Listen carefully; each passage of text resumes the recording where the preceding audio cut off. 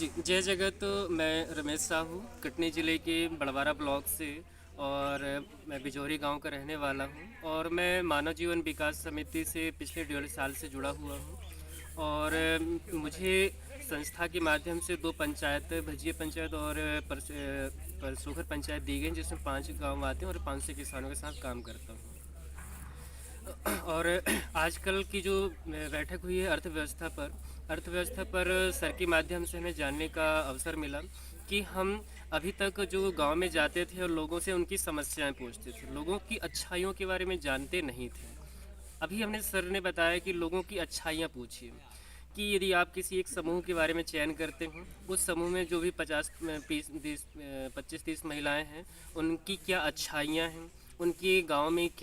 क्या क्या प्राकृतिक संसाधन हैं, उनका क्या हुनर है, और गांव में संगठन कैसा है, और उस गांव में आयात के साधन कौन कौन से हैं, वो किन चीज़ों पर सर्वाधिक आयात पर निर्भर हैं। तो यहाँ पे काफ़ी सारी चीज़ों की जानकारी मिली। और फिर हम बात करते हैं आयात की वस्तुओं पर। हम आयात उन सभी वस्तुओं को करते हैं जो हम स्वयं से बना सकते हैं। हमें वो सारी चीज़ें बनाने की प्रोसेस भी मालूम रहनी चाहिए। तो उसमें 2 चीज़ें उन्होंने एक साथ बताई हैं कि आप कोई भी काम या उत्पादन स्टार्ट करते हैं तो उसमें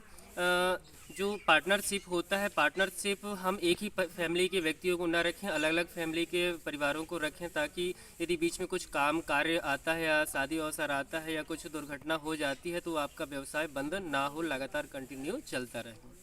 दूसरी चीज़ एक इसमें ये कहा गया कि यदि आप किसी स्थान पर एक व्यवसाय को स्टार्ट करते हो तो वो व्यवसाय उस गांव में दूसरा, मतलब उस टाइप का दूसरा ना हो, अलग व्यवसाय वहाँ पे बनाया जाए। तीसरी चीज़ उन्होंने ये कहा कि हम कोई भी व्यवसाय को स्टार्ट करते हैं तो पहले उसकी कैलकुलेशन करें कि क्या वो उस गांव में सक्सेस है या नहीं। उसका पूरा एक गणना करें कि हमें परिवारों की संख्या कितनी खपत करनी है और एक दिन में कितना खपत होता है और महीने में कितना खपत होता है। खपत का हम पूरा आकलन करें और उसके बाद उसमें जो रॉ मटेरियल लगेगा, कच्चा माल लगेगा, उसकी कीमत क्या है, उसकी क्वांटिटी क्या है, और उसके साथ साथ उसे बनाने में, पैकिंग करने में, अन्य खर्च में क्या क्या लग रहा है, उन सब का समावेश करके ही हम कोई भी व्यवसाय को स्टार्ट करें। जी, तो हम आज के सेशन में और जानने के लिए उत्सुक हैं कि इस व्यवसाय या वर्कशाला में हम और अच्छा क्या कर सकते हैं। उसके लिए हमें थोड़ा सा और गाइडेंस की आवश्यकता है कि हम किन चीज़ों पर उत्पादन करने के लिए प्रारंभ करें और किन चीज़ों के उत्पादन के लिए प्रारंभ ना करें, क्योंकि उसकी लागत और जो कॉस्ट प्राइस है और सेलिंग प्राइस है वो भी हमें, यदि उत्पादन प्रॉफिट करती है तो हम उसे करना चाहेंगे। शुरुआती दौर पर गांव में तो ये चलना संभव नहीं होगा, क्योंकि जो भी गांव के लोग हैं, किसान वर्ग हैं, परिवार से आते हैं, वो अपनी जो निर्यात की आयात की वस्तुएं हैं वो साहूकारों से लेते हैं और अपनी जो वस्तुएं हैं वो साहूकार को ही पूरी तरह से बेच देते हैं, क्योंकि उनके पास इतना धन नहीं होता है कि वो स्वयं की सारी चीज़ों को बना सकें। और साहूकार भी ऐसे होते हैं कि उनको वो हर एक चीज़ की वस्तु, जो भी वस्तु वो ख़रीदना चाहते हैं, वो 15-20 दिन की उधारी पर दे देते हैं। और इन किसानों के पास ये पैसा ना होने के कारण भी वो उधारी लेके आते हैं, जिससे वो, यदि हम ये उत्पादन की शुरुआत करते हैं तो शुरुआती दौर पर ये हमारा उत्पादन कम बिकेगा, लेकिन धीरे धीरे हम यदि लगातार प्रयास करते जाएं, लोगों को मोटिवेट करते जाएं, सिखाते जाएं, तो ये 1 या 5-6 महीने के अंदर ये स्टैंड अप हो सकता है, बदल सकता है और सुचारू रूप से चल सकता है। तो इसमें अभी भी रिकॉर्ड मत कीजिए, पहले हम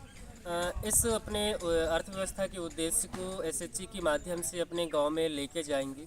और एसएचजी की महिलाओं को शासन की तरफ से कई सुविधाएं उपलब्ध हैं, उनको पहले से मिली हुई हैं, लेकिन उन महिलाओं को जानकारी का अभाव होने के कारण वो अपना उत्पादन सही तरीके से नहीं कर पाती हैं, सही तरीके से सेलिंग नहीं कर पाती हैं। हम इस 2 दिन की कार्यशाला में जो भी हमने सीखा हुआ है वो पूरा स्टेप बाय स्टेप उन एसएचजी महिलाओं को, संगठन की महिलाओं को सिखाएंगे, समझाएंगे, ताकि वो अपने व्यापार को आगे की ओर ले जा सकें। लेकिन चूँकि ये थोड़ा सा शुरुआती दौर पर कठिनाई का स्तर रहेगा, कठिन रहेगा, लेकिन धीरे धीरे ये आगे की ओर प्रोसेस होगा और बढ़ेगा।